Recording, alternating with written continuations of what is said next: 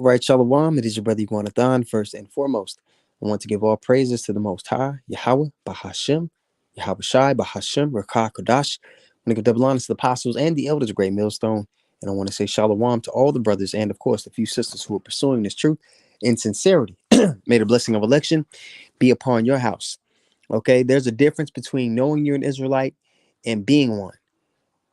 And as the test falls upon us, and when I say test, I'm talking about Jacob's trouble, the hour of temptation, the things that are going to be taking place upon the earth.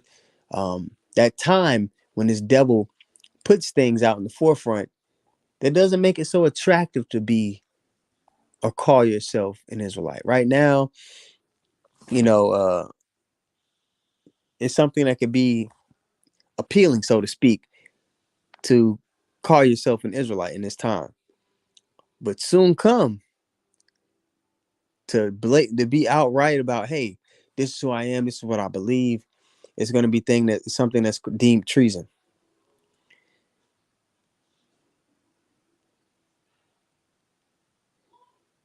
It's going to cause you to not be able to maneuver within the society that this devil has built.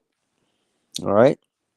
And during that time, like the elder Yariala here in Dallas said yesterday, man, you got a lot of lawn chairs and waiting. Many people who know they're Israelites, they're going to fold. They know it, but they're not going to be it. All right, let's go to Jeremiah, the 13th chapter, the 9th verse, because the Lord has always had a quarrel with a bigger portion of our people. Okay, this is Jeremiah 13 and 9. It reads, "Thus saith the Lord, after this manner will I mar the pride of Judah and the great pride of Jerusalem," all the tribes, because every tribe you go to, each one of them got some BS going on. Each one of them cling unto this system. Each one of them, is worshiping the image of the beast, which to worship the image, you're already, prepped to accept the mark when it comes down the pipe. All right, verse 10, Jeremiah 13 and 10, it says, "This people which refuse to hear my words," right, like it says in Proverbs 1, they've said at not all the Lord's counsel, and that's what they do. There's Israelite groups that are set up, but they still kind of push smooth things, so to speak. And we know the truth isn't about that. Here at Great Millstone, we're going to let you know that, yeah, we're being built up in the spirit. A lot of things have been revealed unto us. But also, we're going to have to completely detach and separate from the world at one point. And you need to be spiritually preparing yourself to do so. Because if you are not, you will not be equipped to endure to the end so that you might be saved. Because we are going to go through a time of testing. Okay, a lot of people are under the impression that the elect, and they're not gonna have to catch the hell, that the 2/3 are gonna catch the hell and the elect are.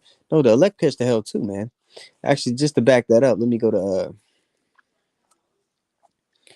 Revelation. Let me see here, 3.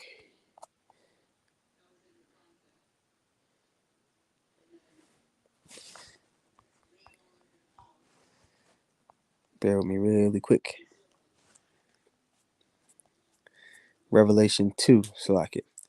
Revelation 2 and 10. It says, "Fear none of those things which thou shalt suffer."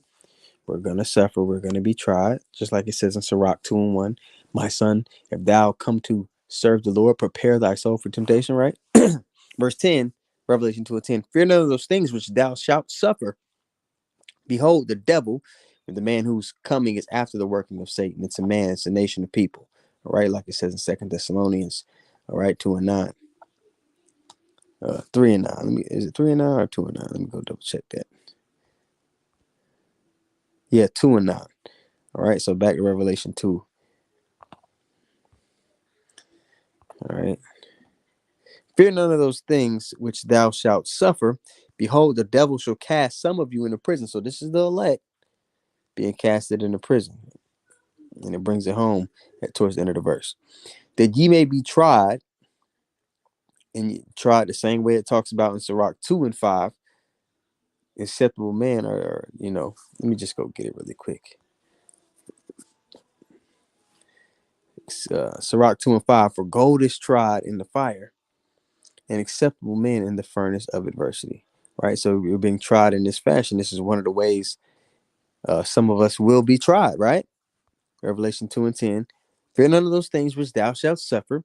Behold, the devil shall cast some of you into prison, that ye may be tried, and ye shall have tribulation 10 days, a complete amount of time. Be thou faithful unto death, and I will give thee a crown of life. So yeah, even the elect are going to be catching hell too. All right. But ultimately, if we go over the next chapter, all right, verse 9, Revelation 3:9, behold, I will make them of the synagogue of Satan, which say they are Jews and are not, but do lie. Behold, I will make them come to worship before thy feet. We get the victory at the end of the day, right? And to know that I have loved thee, because thou hast kept the word of my patience, I also will keep thee from the hour of temptation. Now we're going to be protected in the midst of the suffering that we go through, but we have to go through the suffering nonetheless. Verse 10, because thou hast kept the word of my patience, I also will keep thee from the hour of temptation, which shall come upon all the world to try them that dwell upon the earth. Right? So now let's go back to Jeremiah 13:10. It says, this people is evil people. The Lord called the tribes evil, man. They're clung unto to wickedness. And only a portion are clung on to him. Okay? And those are going to be the ones that are kept out of the way. But nonetheless, they're gonna be tried. They're gonna, have to stand on what they say they believe in. Okay? This evil people, which refuse to hear my words, which walk in the imagination of their heart, they lean on their own understanding, and walk after other gods to serve them and to worship them, so be even as this girdle, which is good for nothing. 2/3 of our people, they're not good for anything righteous. They're not good for the mission. Okay? And that's why we shun, all right, anything that has to do with black culture or 2/3 behavior. Okay? You shouldn't be leading your ministry with anything that has to do with 2/3 or black culture. Because that way, that vibration, that way of thinking, that appearance, the Lord isn't with it. So that shouldn't be mixed in or woven in into the gospel. And that is a big part of the quarrel that we have with many other that is a big part of the quarrel that we have with many other groups, man. They lead in their ministry with things that don't pertain unto preparing the congregation for the test. Okay, having them in the right spirit to endure the things to come. They're not equipping the congregation with the things they're going to need to navigate through that time. Things like the name, things like understanding what the mark is and the image. That is two different things. Okay, there's things that you're going to have to understand that you're going to need in your arsenal in order to weather the storm. So many other groups, they're not having their congregation count the cost, but at the end of the day, that's because that's what's written in the story for those people. Before any of this got going, all the spirits were given a part in the Lord's movie. All right. Just the same way the elect were chosen before the foundation of the earth, before this story began, people were given their roles in this movie. Okay, you're gonna be a wicked nigga. You're gonna be somebody who, who believes for a while but then fall off. You're gonna be somebody who's in it for the long haul. And you're gonna sit upon 12 thrones judging the 12 tribes of Israel. You just the heathen, which you're a background character. Okay. Everybody was given their part. Okay, so let's continue on here. Let's jump. Actually, let's go to Matthew, the 17th chapter, the 20th verse. Because those who believe, all right, truly believe and exhibit in their actions, there's going to be a majestic power that's placed upon them in the midst of the test. And people are going to know, whoa, these were the men of the Lord. The Lord is with this person. All right, that's what's going to be the separation in that time. All right, like the scriptures say, in the day of thy power, thy people shall be willing. All right, but let me read this Matthew 17 and 20, because the belief, your faith, your trust in Yahweh Shem Yahushua, that is the access to the power. If you do not, if you don't believe, you don't have the access. And what's going to happen when people, when the comforts of life, the comforts of Babylon are threatened to be taken away, many people, it's going to be revealed that they don't believe the way they said they believe. Right? Matthew 17:20. And Yahweh shall said unto them, because of your unbelief, let me just actually start up. I want to get straight to the point, but let me start up. Where do I want to start here?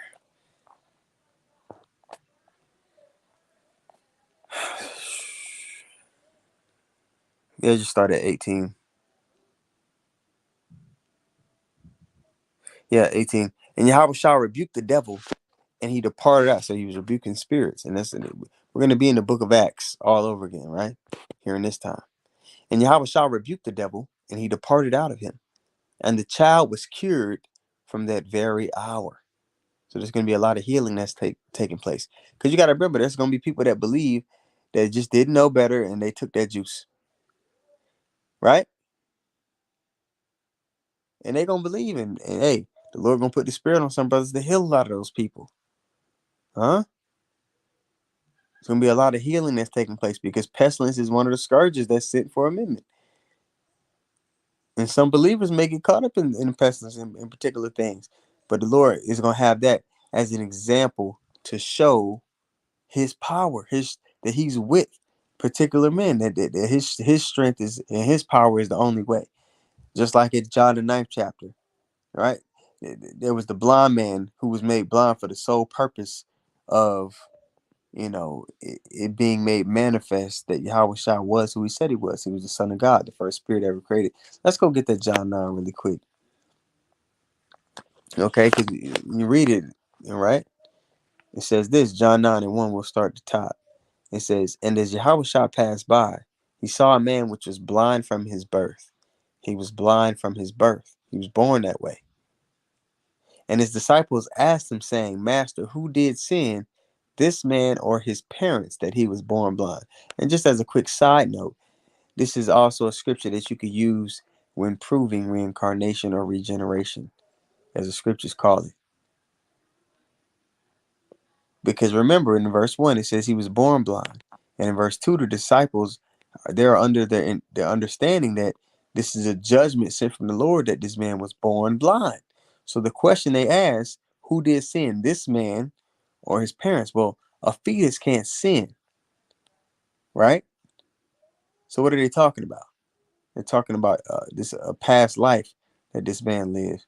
That in this life, his living condition, because hell and heaven are living conditions, his living condition was to be born blind. Or his parents, that he was born blind. But the point, going back to the point, verse 3 here, it says, and Yahweh Shah answered, neither hath this man sinned, nor his parents.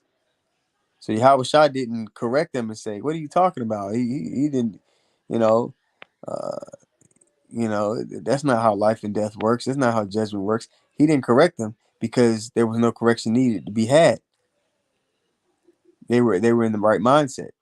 All right, verse 3, in regards to life and death. Verse 3, and Yahweh shall answer, neither have this man sinned nor his parents, but that the works of Yahweh should be made manifest in him. So just to show that, hey, the power that this upon this man comes from on high. And the same in our time is going to be taking place. So let's go back to Matthew 17th chapter and the 18th verse. All right, Matthew 17 and 18. Okay. And Yahweh shall rebuke the devil, and he departed out of him, and the child was cured that from that very hour. Then came the disciples to Yahweh Shah apart and said, why could we not cast them out? And Yahweh Shah said, because of your unbelief. So if you have any the thread of unbelief within you, It can block the access to the power. We got to be fully persuaded in our own minds. Okay, verse 20 again. And Yahweh Shah said unto them, because of your unbelief, for verily I say unto you, if ye have faith as the grain of a mustard seed, you shall say unto this mountain, remove hence to yonder place, and it shall remove, and nothing shall be impossible unto you. Okay, so yeah, man, this is it's going to be made tangible. The power is going to be tangible, so that the regular ordinary masses can see it, because we got spiritual power on a low level here on this side. Having this understanding is a spiritual power, man. Understanding the prophecies, being able to go through the scriptures and not be confounded,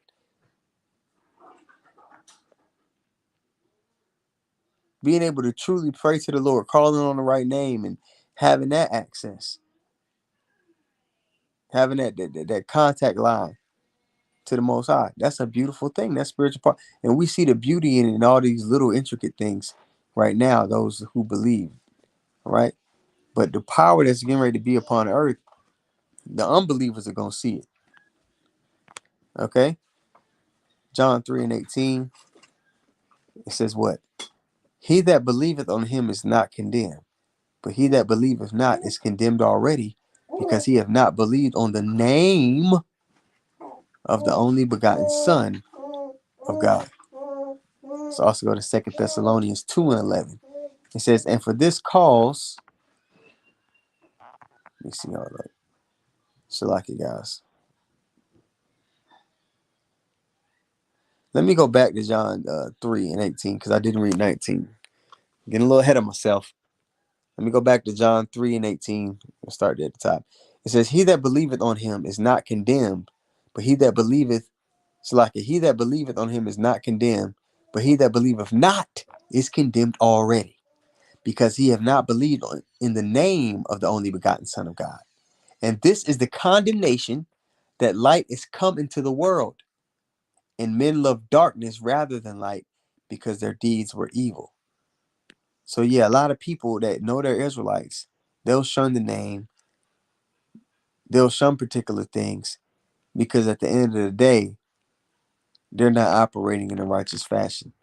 And they'll rather make an excuse according to their own will, like it says in, I believe it's Sirach 32:17. A wicked man making an excuse, or a wicked man will not be reproved of making an excuse according to his own will. Let me double down and go check and make sure I'm quoting the right verse, guys. So just give me 1 second. Sirach 32:17. Yeah, sinful man will not be reproved, but findeth an excuse according to his own will. Cool. All right, now let's go back to 2 Thessalonians 2:11. All right. And I referenced this chapter earlier in the lesson. I referenced verse 9, because the devil casting, some of the elect into prison. That's that same wicked, or that same people that's referenced in 2 Thessalonians 2:9. All right. He who's coming is after the working of Satan. All right. But this is 2 Thessalonians 2:11. Oh man. It's like a long day. And for this cause, Yahweh shall send them a strong delusion, that they should believe a lie. So many are going to believe the lies that are going on. They're going to fall for the tricks of the deceiver. And he's a master deceiver. But the elect, they're not going to be deceived. And one of the tools in the elect's arsenal that withholds them from being deceived is the understanding of prophecy. And the understanding of prophecy is what, guys? What is the understanding of prophecy? The understanding of prophecy is the spirit of Yahweh Shai. The prophecies are the spirit of Revelation 19. Let's go get it. And this is why prophecy is such a big deal. All right. Revelation 19:10. Okay. And I fell at his feet to worship him. And he said unto me, see thou do it not. I am thy fellow servant, and of thy brethren that have the testimony of Yahweh Shai. Worship Yahweh, for the testimony of Yahweh Shai is the spirit of prophecy. Okay. So that's the spirit. That's oh my gosh. Let's go get it.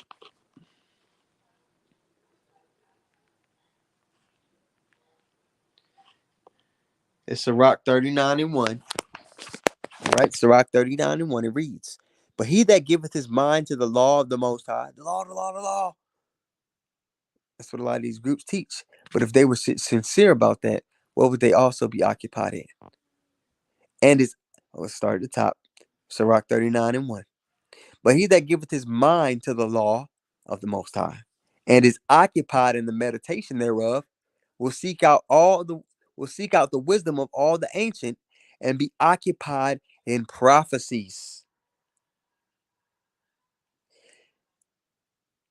And be occupied in prophecies.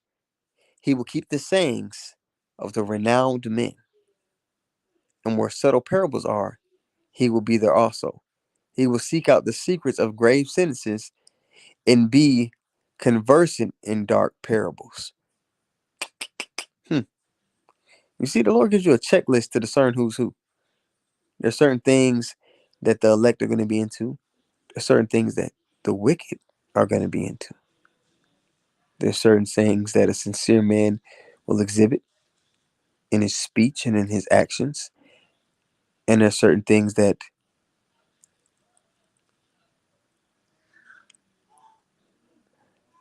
a hypocrite will exhibit in his sayings, speech, and his actions. Yep. So now let's go back to where is it here?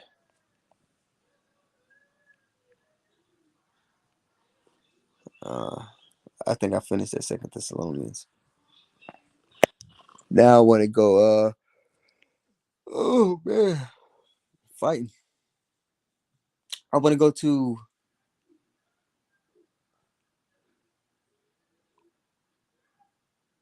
Matthew 7:21. All right, it says Matthew 7:21. It reads, "Not everyone that saith unto me, Lord, Lord, shall enter into the kingdom of heaven." There are many people who call on the name of the Lord or teaching, particular things, but their motives and intentions behind why they're so-called doing the work are not pure. They have agendas. They have worldly attachments that they use the truth as a soapbox to get closer, to get those things that they wanted out of the world. They use the truth as a soapbox to get closer within reach of those things. So their mission isn't to, forward the coming of our Lord so that the new heavens and the new earth will be established. It's something else. And those with those ulterior motives, in the times to come, you're going to see soon that they're going to be revealed. All right, so get a couple more here, and then we'll pretty much wrap it up. Let me see here.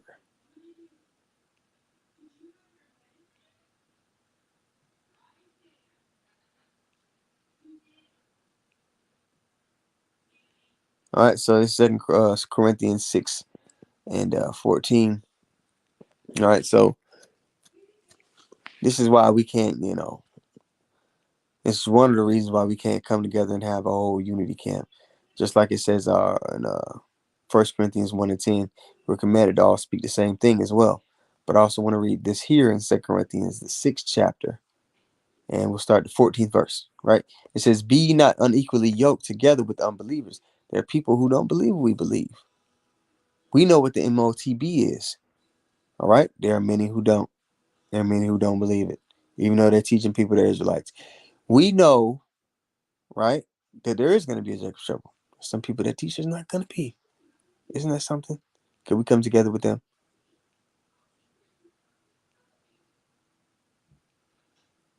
We can go on and on with the list, but there are many people who don't believe how we believe,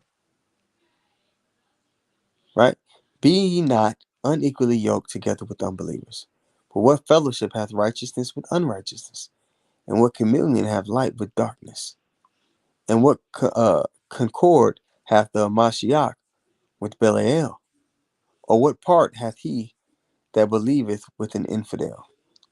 And what agreement what are you agreeing on? And it was a guy recently, you know, who calls on the name of Yahweh, says he has the understanding of what the charagma actually is, but then he turns around and says, and we're in agreement with IUIC. And then the next day, I'm ashamed to, it's so much confusion and wishy-washiness and fickleness and back and forth, on what your stance is. That's not going to be a characteristic of the Lord's elect. The Lord makes it clearer and clearer every day, every week by week, year by year, month by month, who he's intimate with in the spirit. All right, verse 16. And what agreement hath the temple of God with idols? For ye are the temple of the living God, as God hath said, I will dwell in them and walk in them, and I will be their God, and they shall be my people. Wherefore come out from among them and be ye separate, saith the Lord. So we're commanded to be separate. Just because somebody knows they're Israelite, like the title says, doesn't mean they're being one. And touch not the unclean thing, and I will receive you. I will be a father unto you, and you shall be my sons and daughters, saith the Lord Almighty. Right?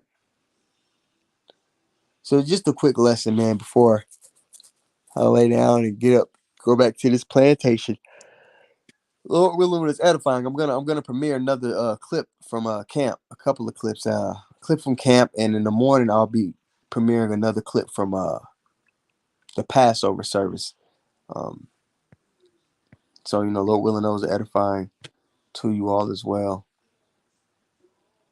Also, I'm gonna for the brothers that do watch this lesson and have Odysseys and Rumbles, put the links on the comment board. I'm gonna collect all the links to brothers Rumbles and Odysseys, and I'll just make maybe I'll share a post and put the brothers' YouTube page name or whatever it is, and I'll attach their link to their Odyssey and Rumble pages underneath it, so all the congregation can have brothers Rumble and Odyssey links, because as it stands, I don't think we'll be on YouTube too much longer. Hopefully I'm wrong, but it doesn't seem like we'll be.